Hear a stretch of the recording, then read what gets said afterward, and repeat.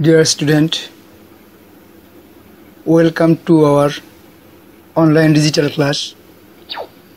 Hope you are well. Today I will discuss about transformation of sentence for class 6. Let's go to the main lesson. I am ATM Ashraful Islam Sarkar Ranga, Assistant Teacher, Jahangirabad High School, Pirganj. Dear student, look at the picture carefully again. Can you play football? Yes or no? Your answer is probably yes. Thank you for your positive answer. Look at the picture carefully. Can you play the guitar? Yes or no? Your answer is no. Thanks. Your answer is negative. Here we find two kinds of sentence. First, affirmative, and second is negative. So, our today's lesson is transformation of sentence from affirmative to negative. Rule 1. বাংলায় বলছি, only বা অ্যালোনের পরিবর্তে বাক্যের শুরুতে none but বসে, আর কোনো পরিবর্তন হয় না। কি বুঝলাম? অনলি বা অ্যালোনের পরিবর্তে বাক্যের শুরুতে নান বাট বসে, আর কোনো পরিবর্তন হয় না। অর্থাৎ অনলি বা অ্যালোন উঠে যাবে, নান বাট বসবে। আমরা উদাহরণ দেখি। Affirmative, only he can play good cricket. আমরা জেনেছি যদি সেন্টেন্সের সামনে অনলি থাকে তাহলে নেগেটিভ করতে গেলে অনলি উঠে যায় এবং এর পরিবর্তে কি বসে? নেগেটিভে নান ভার্ব বসে। অনুরূপভাবে only the science students can apply for the post. Negative, none but the science students can apply for the post. লক্ষ্য করো, only এর পরিবর্তে none but বসেছে। Affirmative, only they can do the work. Negative, none but they can do the work. লক্ষ্য করো, only এর পরিবর্তে none but বসেছে। একটু দেখো, বস্তুর ক্ষেত্রে অনলি এর পরিবর্তে নাথিং বাট বসে। অর্থাৎ যেগুলো জড় পদার্থ, যাদের কোনো জীবন নেই, সেগুলোর পূর্বে অনলি থাকলে অনলি এর পরিবর্তে নাথিং বাট বসে। তবে বয়সের ক্ষেত্রে বা সংখ্যার ক্ষেত্রে অনলি এর পরিবর্তে নট মোর দ্যান বসে। আমরা এক্সাম্পলে যাই। দেখো, affirmative, only the moon was visible. Moon, চাঁদ, এটা জড় বস্তু, নিষ্প্রাণ। তাহলে এই ক্ষেত্রে অনলি উঠে যাবে, নেগেটিভে নান ভার্ব বসবে।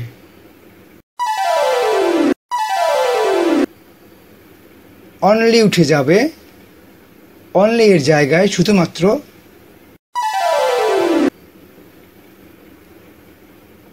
অনুরূপভাবে অ্যাফার্মেটিভ, হি ইজ অনলি 4 বলা আছে উপরে। বয়স কিংবা সংখ্যার ক্ষেত্রে অনলি এর পরিবর্তে নট মোর দ্যান বসে। যেহেতু এখানে বয়সের কথা বলা হয়েছে, সেহেতু দেখো he is not more than 4 বাঁকা অক্ষরে লেখা আছে নট মোর দ্যান, এখানে অনলি উঠে গিয়ে নট মোর দ্যান বসেছে। আবার দেখো they have only 2 cars, 2 cars অর্থাৎ সংখ্যা, 2টি গাড়ি। তো এইখানে নেগেটিভের ক্ষেত্রে নান পার্ট বসবে না, যেহেতু সংখ্যা সেহেতু নট মোর দ্যান বসবে। They have not more than 2 cars। Rule 2, আমরা 2 নম্বর রুলে যাচ্ছি। দেখো অ্যাফার্মেটিভ সেন্টেন্সে মাস্ট থাকলে নেগেটিভ করার সময় মাস্ট এর পরিবর্তে can not but, can not help বসে। তাহলে মাস্ট উঠে গিয়ে ক্যান নট বাট অথবা ক্যান নট হেল্প বসে। তবে ক্যান নট হেল্প এর পরে যে ভার্ব থাকে তার সাথে আইএনজি যুক্ত করতে হয়। অর্থাৎ যদি আমি ক্যান নট বাট না বসাই, তাহলে আমি যদি ক্যান নট হেল্প বসাই, সেক্ষেত্রে ভার্বের সঙ্গে আমাকে অবশ্যই আইএনজি যুক্ত করতে হবে। উদাহরণে গেলে আরো স্পষ্ট হব। দেখো affirmative, you must yield to your fate, এখানে আছে মাস্ট। আমরা জানি মাস্ট এর পরিবর্তে ক্যান নট বাট বসে, এটা নেগেটিভ করার সময়। তো দেখো নেগেটিভ করার সময় মাস্ট উঠে গেছে, মাস্ট এর পরিবর্তে ক্যান নট বাট বসেছে। আর আমরা জানি ক্যান নট বাট এর পরিবর্তে ভার্বের সঙ্গে আইএনজি যুক্ত হবে না, যার ফলে এই আগের মতোই আছে, বেস ফর্মই আছে। অনুরূপভাবে দেখো affirmative, we must obey our parents। Negative, we can not but obey our parents, must উঠে গিয়ে ক্যান নট বাট বসেছে, লাল রঙে লেখা অক্ষরগুলো। আবার দেখো affirmative, you must care them.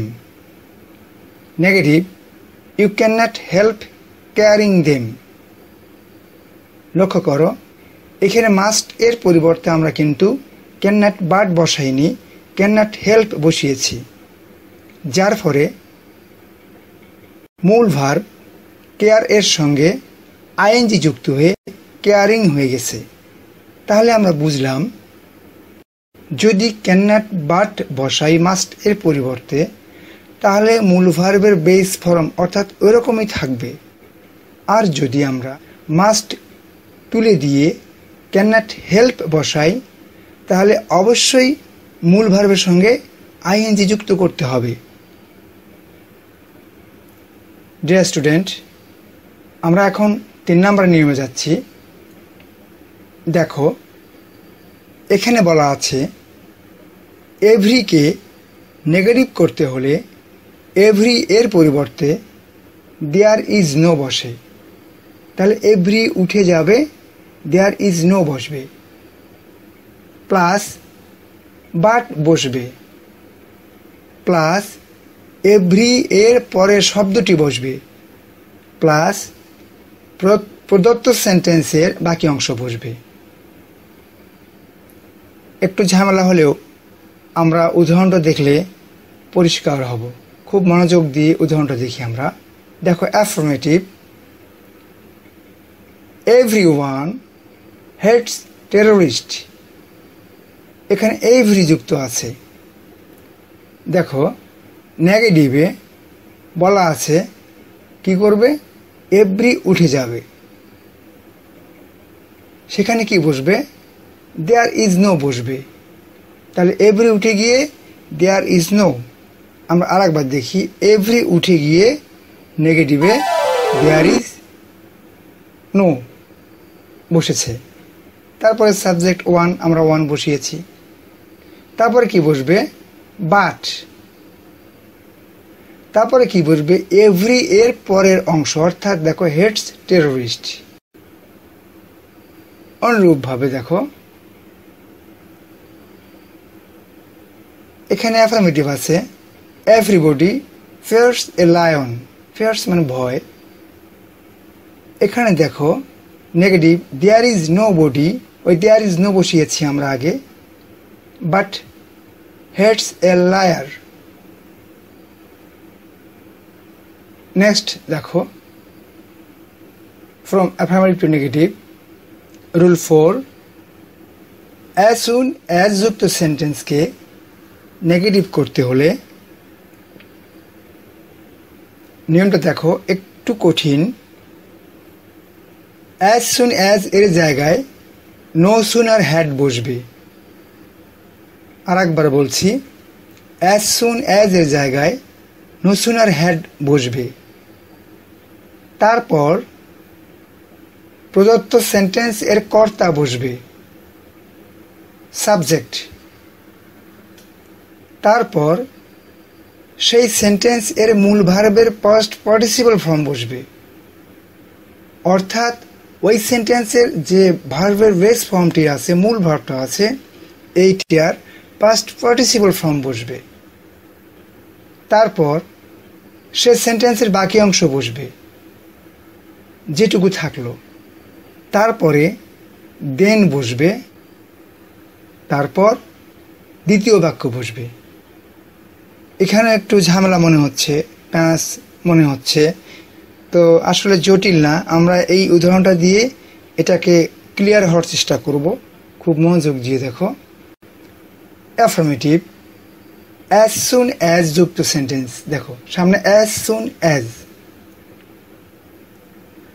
তো বলা আছে অ্যাজ সুন অ্যাজ যুক্ত সেন্টেন্স। তাহলে as soon as he saw the tiger he ran away। তাহলে এইটাকে যদি আমরা নেগেটিভ করি, দেখো নেগেটিভ ফর্ম কি বলছে, আমরা একটু সূত্র অনুযায়ী আসি। বলা আছে অ্যাজ সুন অ্যাজ এর জায়গায় নো সুনার হ্যাড বসবে। তাহলে দেখো অ্যাজ সুন অ্যাজ উঠে যাবে, ওই জায়গায় কি বসবে নো সুনার হ্যাড। আরেকবার দেখাচ্ছি, অ্যাজ সুন অ্যাজ উঠে যাবে প্রথম সূত্র অনুযায়ী, তারপরে কি বসবে নো সুনার হ্যাড বসবে। তারপরে কি বসবে বলছে প্রদত্ত সেন্টেন্সের কর্তা অর্থাৎ হি, তাহলে হি। তারপর কি বলছে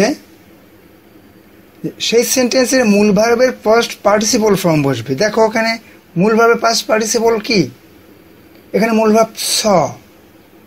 তাহলে বলা আছে মূল ভার্বের পাস্ট পার্টিসিপল, অর্থাৎ স এর পাস্ট পার্টিসিপল সিন। আবার দেখাচ্ছি, স মূল ভার্ব, এই সেন্টেন্সে মূল ভার্ব হচ্ছে স, এর পাস্ট পার্টিসিপল হচ্ছে সিন। তারপরে কি বসছে দেখো, সে সেন্টেন্সের বাকি অংশ বসে দ্য টাইগার। এরপরে কি বসবে দেন। আবার দেখো এরপরে বসবে দেন। তারপরে কি বলছে যে দ্বিতীয় বাক্য বসবে, তাহলে এখানে আছে হি ran away। আমরা আর একবার প্রথম সেন্টেন্সের সঙ্গে মিলে লিখতে পারি। দেখো affirmative as soon as he saw the tiger he ran away।